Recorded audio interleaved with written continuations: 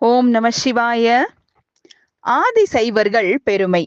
சூத புராணிகரே அந்தகேஸ்வர லிங்கம் முதலிய ஜோதி லிங்கங்களை ஆதி சைவர்கள் ஆகம ரீதியாக பூஜை செய்விக்க வேண்டும் என்று நீங்கள் சொன்னீர்களே, அந்த ஆதி சைவர் என்பவர் யார்? அவர்களுக்கு அத்தகைய சிறப்பு எப்படி வந்தது? அவர்களது சரித்திரத்தை எங்களுக்கு சொல்ல வேண்டும் என்று நைமிசாரண்யவாசிகள் கேட்டார்கள். அதற்கு சூத முனிவர் கூறலானார்.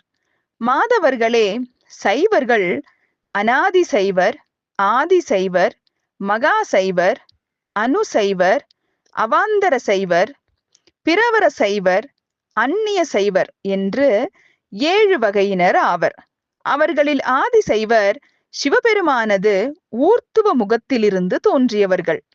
அவர்கள் அந்த சதா சிவமூர்த்தியாலேயே தீட்சை செய்ய பெற்றவர்கள். அவர்கள் சிவபெருமானை ஸ்தாபனாதி காரியங்களால் அப்பெருமானது முகத்திலிருந்து தோன்றிய காமாகாதி சிவாகமங்களில் சொல்லிய முறைப்படி சிவபெருமானை அர்ச்சனை செய்வதற்குரியவர் ஆவர். மேலும் சிவத்விஜர் என்ற பெயரையும் பெற்று சிவபெருமானாலேயே புத்திரராக மதிக்கப்பெற்று சிவபூஜா உச்சிஷ்ட பொருட்களை அனுபவிப்பதற்கும் தம் அறியாமையால் செய்த குற்றங்கள் மன்னிக்கப்படுவதற்கும் சுதந்திரம் உற்றவர்கள். இவர்கள் சிவபெருமானுக்கு புத்திரர் உரிமை பெற்றவர்கள் என்பதற்கு ஒரு சரித்திரத்தை சொல்லுகிறேன், கேளுங்கள். பூர்வத்தில் ததீஷி என்ற ஆதி சைவர் ஒருவர் சிவபக்தியும் சிவார்ச்சனையும் நியமப்படி நீங்காத சிந்தையுடையவராய் சிவாகமங்களை ஐந்திரிபர கற்றுணர்ந்து நித்திய நைமித்திக பிராயச்சித்தங்களை செய்து கொண்டு இருந்தார். அவருக்கு ஒரு புத்திரன் உண்டு. அந்த புத்திரன் தன் மரபிற்கு ஏற்ப தன் தந்தையால் தீட்சை செய்ய பெற்று சிவாகமங்களை உணர்ந்து காலம் தவறாமல் சிவபூஜை செய்து வந்தான். தக்க திருமண பருவத்தில் திருமணம் செய்து கொண்டு மனைவியின் துர்செயல்களால் மதிமயங்கி 4 புதல்வர்களுக்கு தந்தையும் ஆனான். மனைவியிடம் அடிமைப்பட்ட மனமுடையவனாக இருந்தும் சிறிதும் குறையாத ஆர்வத்தோடு சிவபக்தியோடும் தன் தந்தையை போல சிவார்ச்சனை செய்து பிறருக்கும் சிவதீட்சை செய்து கொண்டு இருந்தான்.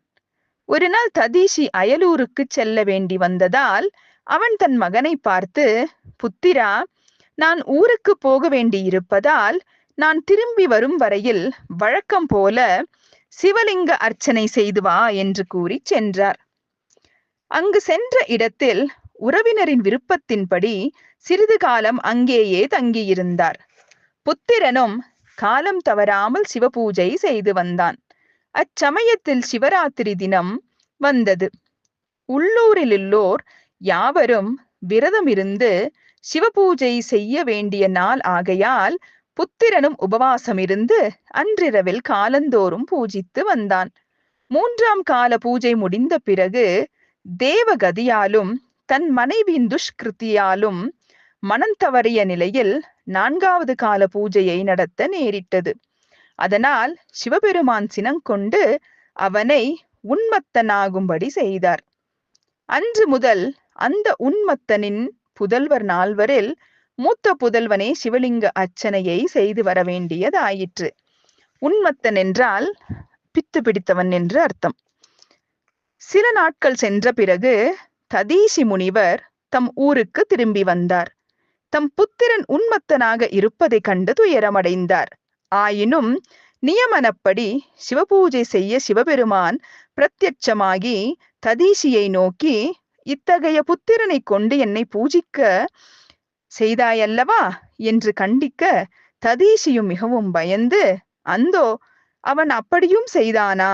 அவனால் என் வம்சமே பெருமை இழந்ததே, இனி என்ன செய்வேன்? இதற்கு பிராயச்சித்தமும் இல்லையே என்று தனக்குத்தானே நொந்து கொண்டார். இவ்வாறு இருக்கும்போது அவரது புத்திரனை பதிதனாகும்படி செய்த துஷ்டை இறந்து விட்டாள். அவள் சிவபூஜைக்கு விக்னம் செய்தவளாக இருந்தும் கூட மருமகள் மாண்டதற்காக ததீஷி முனிவர் வருந்தினார். தம் புத்திரன் செய்த பாவத்திற்கு பரிகாரம் தேட எண்ணி பிராயச்சித்த விதிப்படி சிவபூஜையையும் பார்வதி பூஜையையும் செய்து வந்தார்.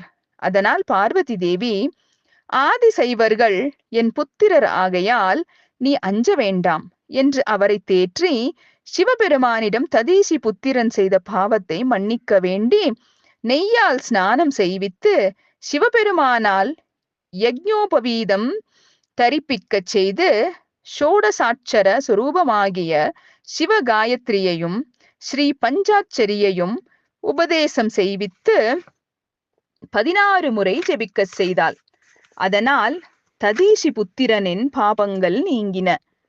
சிவபெருமான் அந்த ஆதிசைவ புத்திரனை நோக்கி, இனி இந்த மந்திரங்களைக் கொண்டே பாத்தியம் முதலான நமஸ்காரம் வரையில் அடங்கிய பூஜையை செய்ய வேண்டும் என்று சொல்லி மேலும் சில மந்திரங்களை உபதேசித்தார்.